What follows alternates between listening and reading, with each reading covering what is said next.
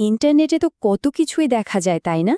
কিন্তু মাঝে মাঝে এমন কিছু গল্প সামনে আসে যা পড়লে কেন কেন গা ছমছম করে ওঠে। মনে হতে থাকে, আরে এটা কি শুধু একটা গল্প, নাকি এর আড়ালে অন্য কিছু আছে? গভীর রাতে ফোন ঘাঁটতে ঘাঁটতে হঠাৎ এমন একটা লেখা চোখের সামনে চলে এলো যা পড়ার পর আর ঘুমিয়ে আসছে না। মনটা কেমন যেন ওলট পালট হয়ে গেল। একটা অদ্ভুত অনুভূতি, তাই না? বিশ্বাস আর অবিশ্বাসের ঠিক মাঝখানে। ওয়েল, এই যে অদ্ভুত অনুভূতিটা, এটার কিন্তু একটা নাম আছে, আর সেই নামটাই হলো ক্রিপি পাস্তা। তো চলুন আজ আমরা ডুব দেব ইন্টারনেটের সেই আধুনিক দানবদের জগতে। দেখব কিভাবে এই গল্পগুলো প্রায় জীবন্ত হয়ে ওঠে। না, এগুলো কিন্তু কোনো ঠাকুরমার ঝুলি বা পুরনো দিনের রূপকথা নয়। এগুলো হলো আমাদের এই ডিজিটাল যুগের লোককথা। ইন্টারনেটের কোনো এক অন্ধকার কোণায় এদের জন্ম, আর তারপর শুধু কপি আর পেস্টের মাধ্যমে হু হু হু করে ছড়িয়ে পড়া। আচ্ছা, এই যে আমরা কৃপি পাস্তা করছি, এই অদ্ভুত শব্দটার মানে কি? কোথা থেকে এলো এটা? চলুন সেটাই আগে জেনে নেওয়া যাক। মানে আমরা ঠিক কী জিনিসটা নিয়ে কথা বলছি? এই ডিজিটাল লোককথার আসল পরিচয়টা কি? একদম সহজ করে বললে ক্রিপিপাস্টা হলো ইন্টারনেটের ভূতের গল্প। মানে সাধারণ ইন্টারনেট ব্যবহারকারীরাই এগুলো লেখে, তারপর কপি পেস্ট করে ছড়িয়ে দেয় এক ফোরাম থেকে আরেক ফোরামে, এক সোশ্যাল মিডিয়া থেকে আরেকটাতে। আর একটাই উদ্দেশ্য, গল্পটা পড়ে যেন মনে একটা ভয় বা অস্বস্তি তৈরি হয়। এই নামটা আসার পেছনের গল্পটাও কিন্তু বেশ মজার। দেখুন, ২০০০ সালের শুরুর দিকে অনলাইন ফোরামগুলোতে মানুষজন বড় বড় টেক্সট ব্লক কপি করে পেস্ট করত। এই জিনিসটাকে বলা হতো কপি পাস্তা। তো যখনই কপি পাস্তার বিষয়বস্তু হতো ভয়ের, মানে ক্রিপি কিছু, তখনই দুটো শব্দ মিলে গিয়ে জন্ম নিল ক্রিপি পাস্তা। ক্রিপি পাস্তার কয়েকটা খুব ইন্টারেস্টিং বৈশিষ্ট্য আছে। যেমন ধরুন, এর লেখককে তা প্রায় কেউই জানে না। মানে বেনামি, গল্পগুলো ভাইরাসের মতো ছড়িয়ে পড়ে, আর প্রায় এমনভাবে লেখা হয় যেন মনে হয় এটা একটা সত্যি ঘটনা। আর এটাই কিন্তু সবচেয়ে বেশি ভয়ে ধরিয়ে দেয়। আর একটা অদ্ভুত ব্যাপার কি জানেন? যত বেশি শেয়ার হয়, গল্পগুলো তত একটু একটু করে বদলাতে থাকে। তো থিওরি তো অনেক হলো। চলুন এবার কয়েকটা বিখ্যাত কেস ফাইল দেখা যাক।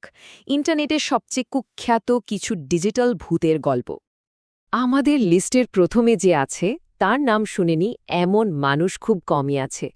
Case file number ১, the slender man.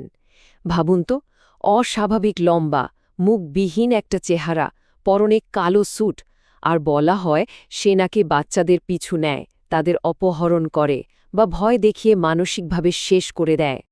Slender ম্যানকে নিয়ে লেখা একটা গল্প থেকে একটা লাইন শোনাই।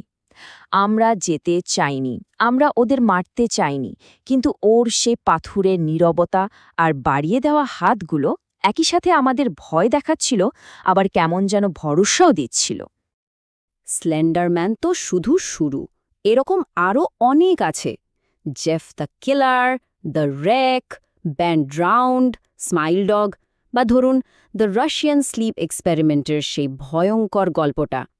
প্রত্যেকটা গল্পই একটার থেকে আরেকটা বেশি ভয়ের।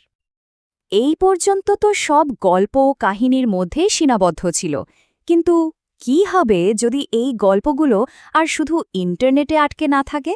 যদি এগুলো বাস্তব জীবনেও মারাত্মক প্রভাব ফেলতে শুরু করে? চলুন এবার আমরা সেই দিকেই যাই, যেখানে কল্পনার আর বাস্তবের মাঝের দেওয়ালটা ভেঙে পড়ে।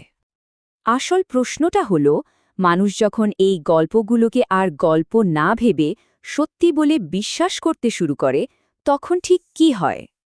১৯ শুধু একটা সংখ্যা, তাই না? কিন্তু ২০১৪ সালে এই ১৯ সংখ্যাটা একটা ভয়ঙ্কর সত্যি হয়ে দেখা দেয়। যখন ১২ বছর বয়সী দুটো মেয়ে তাদেরই এক বন্ধুকে ১৯ বার ছুরি দিয়ে আঘাত করে। কারণটা কি ছিল জানেন? তারা নাকি স্লেন্ডারম্যানের কাছে নিজেদের বিশ্বস্ত প্রমাণ করতে চেয়েছিল। এই ঘটনাটা, যা ওয়াকিশা স্ট্যাবিং কেস নামে পরিচিত, চোখে আঙুল দিয়ে দেখিয়ে দেয় যে একটা অনলাইন গল্প কতটা ভয়ঙ্কর হতে পারে। ২০১৪ সালে দুটো ১২ বছরের মেয়ে স্লেন্ডারম্যানের গল্পে এতটাই বোধ হয়ে যায় যে তারা তাদের এক বন্ধুকে জঙ্গলে ডেকে নিয়ে যায়। তারপর যা ঘটে তা কোনো দুঃস্বপ্নের থেকে কম নয়। এই টাইমলাইনটা দেখুন, কিভাবে একটা গল্প থেকে একটা মর্মান্তিক অপরাধ জন্ম নিয়েছিল। মনোবিজ্ঞানীরা এই জিনিসটাকে বলেন দ্য ব্লাড লাইন, মানে সেই অস্পষ্ট রেখাটা। যখন কোনো মানুষ একটা কাল্পনিক গল্পকে সত্যি ভেবে বাস্তব জীবনে সেটাকে ফুটিয়ে তোলার চেষ্টা করে, তখন গল্প আর বাস্তব কাজের মধ্যে আর কোনো পার্থক্য থাকে না। তো এত কিছু জানার পর আমরা তাহলে কি সিদ্ধান্তে আসব? ক্রিপিপাস্তা নিয়ে শেষ কথাটা কি? তাহলে আবার সেই প্রথম প্রশ্নে ফেরা যাক, এই যে দৈত্য বা দানবদের কথা আমরা শুনছি, এরা কি আসলেই সত্যি? উত্তরটা কিন্তু হ্যাঁ বা নাতে দেওয়া সম্ভব নয়। ব্যাপারটা তার চেয়েও অনেক বেশি জটিল। ব্যাপারটা অনেকটা পুরনো দিনের লোককথার মতোই।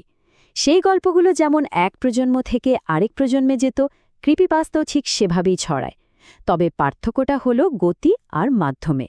পুরনো গল্প মুখে মুখে ছড়াতে যুগ লেগে যেত, আর ক্রিপিপাস্তা কপি পেস্টের মাধ্যমে কয়েক ঘণ্টায় সারা বিশ্বে ছড়িয়ে পড়ে। বলা যায় এটা হলো ডিজিটাল যুগের নিজস্ব লোককথা। আর এটাই হলো আমাদের চূড়ান্ত রায়। এই দৈত্য বা মনস্টারগুলো, এরা শারীরিকভাবে সত্যি নয়, কিন্তু তাদের প্রভাবটা 100% সত্যি। তাদের ভয় দেখানোর ক্ষমতাটা সত্যি। এমনকি আমরা যেমন দেখলাম, তাদের ক্ষতি করার শক্তিটাও সত্যি। এদের বাস্তবতা এদের শরীরে নয়, এদের প্রভাবে। তাহলে শেষে একটা প্রশ্ন রেখে যাই, যদি একটা গল্প কারো বাস্তব জীবনকে পুরোপুরি বদলে দিতে পারে, তাহলে সেই গল্পটা সত্যিই না মিথ্যে, তাতে কি আদৌ কিছু এসে যায়? ভেবে দেখবেন।